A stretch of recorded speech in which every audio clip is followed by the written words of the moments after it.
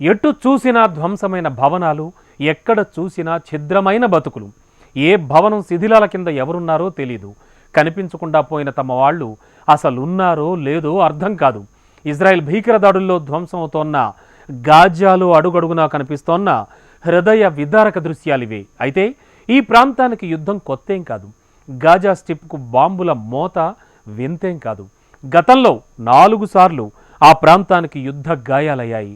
ప్రస్తుతం జరుగుతోంది 5వ యుద్ధం.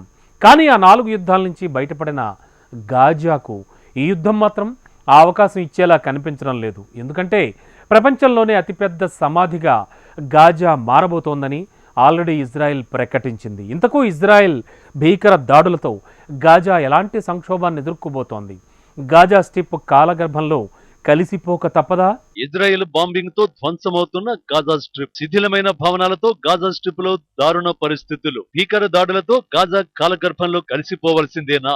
అక్టోబర్ 7కు ముందు కనిపించిన నవ్వులు ఇప్పుడు లేవు. ఆ ఆప్యాయతలు ఇక రావు. బాంబుల శబ్దాలతో మొదలైన భయాలే మిగిలిపోయాయి. అంబులెన్సుల రోదలు, అమాయకుల ఆర్తనాదాలే ప్రతిధ్వనిస్తున్నాయి. ఎటు చూసినా ధ్వంసమైన భవనాలు, చిన్నారులను కోల్పోయి కన్నతల్లులు పెడుతున్న శాపనార్థాలతో గాజా స్ట్రిప్ లో శ్మశాన నిశ్శబ్దం ఆవరించింది.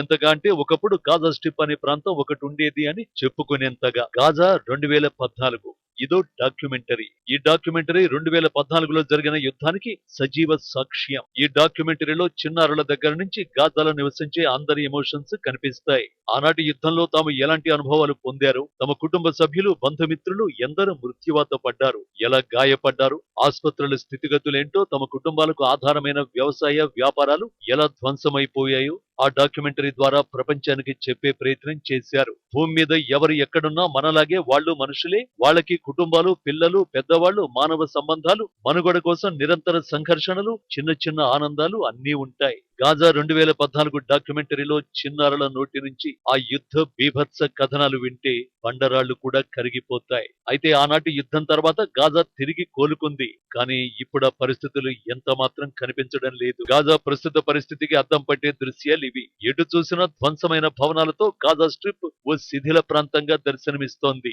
నిజానికి గాజా స్ట్రిప్ కు యుద్ధాలు కొత్తేం కాదు. గడిచిన 15 ఏళ్లలో 5 భయంకర యుద్ధాలను చవిచూసింది. 2014 నాటి యుద్ధానంతర స్థితి కంటే ప్రస్తుతం ఇజ్రాయెల్ పాలస్తీనా మధ్య జరుగుతున్న యుద్ధ బీభత్సం ఎన్నో రెట్లు ఎక్కువని ఈ దృశ్యాలు చూస్తేనే అర్థమైపోతోంది. తాజా యుద్ధంలో ఇప్పటికే గాజాలో దాదాపు 4500 మంది ప్రాణాలు కోల్పోయినట్లు అంతర్జాతీయ నివేదికలు చెబుతున్నాయి. చనిపోయిన వారిలో దాదాపు 1800 మంది పిల్లలు ఉన్నారన్న విషయం మరింత కలిచివేస్తుంది. ఇజ్రాయెల్ కొనసాగిస్తున్న ప్రస్తుత దాడిలో 16,000 మందికి పైగా క్షతగాత్రులయ్యారు. ఇది ఇప్పటి గాజా పరిస్థితి. నిజానికి 2007 నుంచి గాజా ప్రాంతాన్ని ఇజ్రాయెల్ దిగ్బంధనం చేసిన తర్వాత గాజాలో అన్ని రంగాలలోనూ అభివృద్ధి పడిపోయింది. గాజాలో హమాస్ మిలిటెంట్లు అధికారాన్ని హస్తగతం చేసుకున్న తర్వాత గత 15 ఏళ్లలో దాదాపు 5 యుద్ధాలను గాజా ప్రజలు ఎదుర్కొన్నారు. గాజాను 1967 యుద్ధం తర్వాత ఇజ్రాయెల్ పూర్తిగా తన అధీనంలోకి తీసుకుంది.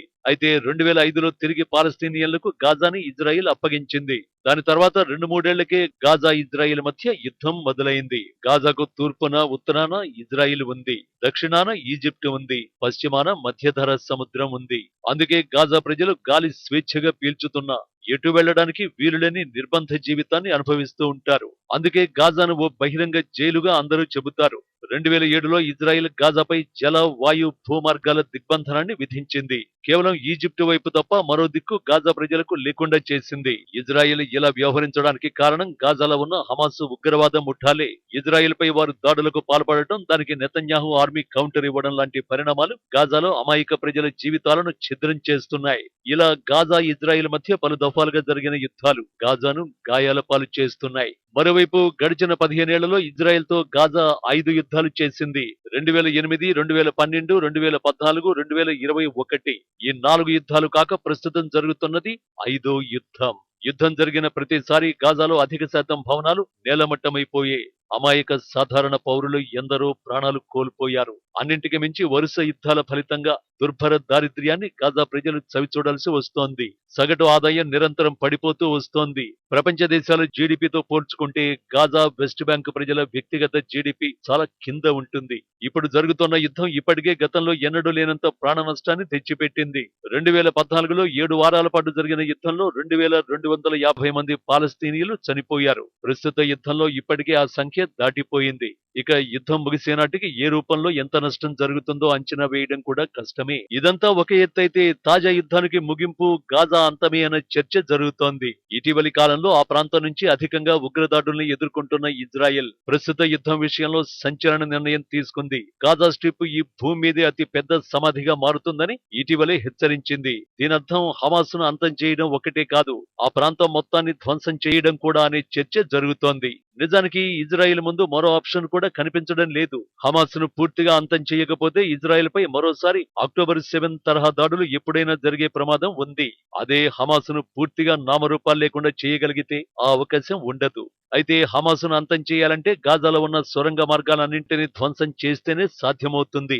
ఆ టనెల్ వ్యవస్థ ఆల్మోస్ట్ గాజా స్ట్రిప్ అంతటా వ్యాపించి ఉంది. కాబట్టి ఆ సొరంగ మార్గాలన్నింటినీ ఐడిఎఫ్ ధ్వంసం చేసే ప్రయత్నాల్లో ఉంది. అదే జరిగితే గాజా మొత్తం నేలమట్టం కావడం ఖాయం. అందుకే గాజా కాలగర్భంలో కలిసిపోక తప్పదనే విశ్లేషణలు వినిపిస్తున్నాయి. అదే గనుక జరిగితే గాజా ఇక చరిత్రే.